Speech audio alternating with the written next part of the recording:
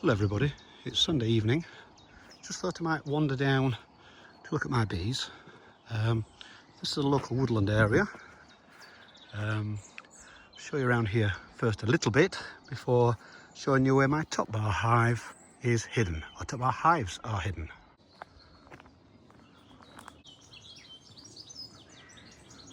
Okay, before we start, I thought it might be of interest to show off my bee hotel or bug hotel, which I made over the winter.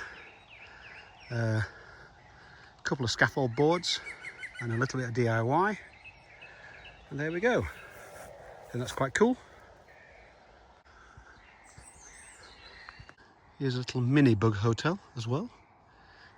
I think it looks quite cool.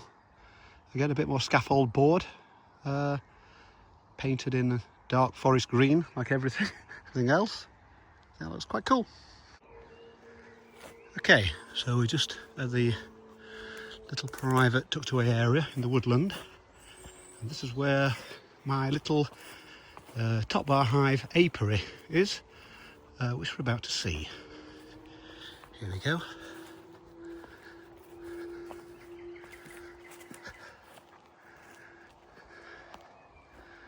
There we go. There are my 3 or 2.5 top bar hives, which I will talk you through. What we've got here is, this is top bar hive number 1. It's made out of scaffold boards. You can see the bees actively coming in and going out. Let's have a little look. There we go. I've not got my suit on, so I'm only going to do so much interference. This is hive number 2. Again, come around the front. Still quite active for about nearly 7 p.m. And then finally, this is a little nuke. Probably holds about 10 frames. It's not quite as deep as the other 2 as well. This has got a little colony in it. I took the queen from top bar hive number 1, and she's in there just building up. There's an insurance policy. There you go. As you can see, I've just taken the lid off, and we've got 1, 2, 3, 4, 5, 6 frames, of which I think they're probably on about 3. I've not got my smoker or any suit, so I'm going to be quite careful here. Let's have a little look. There we go. I'm going to lift up frame number 4. There we go. They're just starting to build that out. Put that in carefully before lifting this one. There we go. There we go. That's what came out of the hives. I snapped off the bottom, just let it fit in here. And as you can see, it's a little bit of brood action. Not that much, but this is a little colony. So I'll just try the last frame. There we go.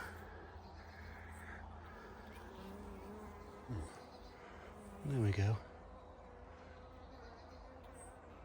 I haven't spotted the queen, but I'm not particularly stressed. They're a little colony doing their own thing. This is sort of inside top bar hive number 1. Let's move this out of the way. And as you can see, the hive starts there and runs all the way to there.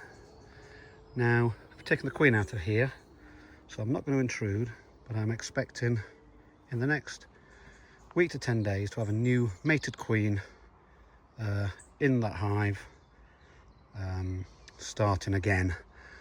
Trying to break the cycle of swarming by taking the queen out, slowing everything down a little bit.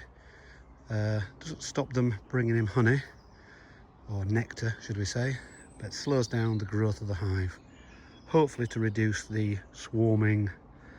I think the word I'm looking for is the desire to swarm. So I've tried to reduce that. We'll see how we go. Doesn't really matter, but I think now if we expect a new queen to move in and start laying, not move in, get mated and start laying, this should be fine for the summer. There we go. Let's see. This is inside top bar hive number 2. Again, that's one end. We go the whole way along. That's about 30 bars altogether. The red ones all have or had brood on a week ago. Again, queen was taken out of this. They were getting ready to swarm, so I've took out the queen and made a split. So these now are probably on day 16-ish, ready for the new queen to hatch, get mated, then hopefully return and start laying in the next 10 days to 2 weeks time. So won't be opening this one up either, other than to say they're all nice and calm in there. Clearly you can't tell much from the outside, but there you go.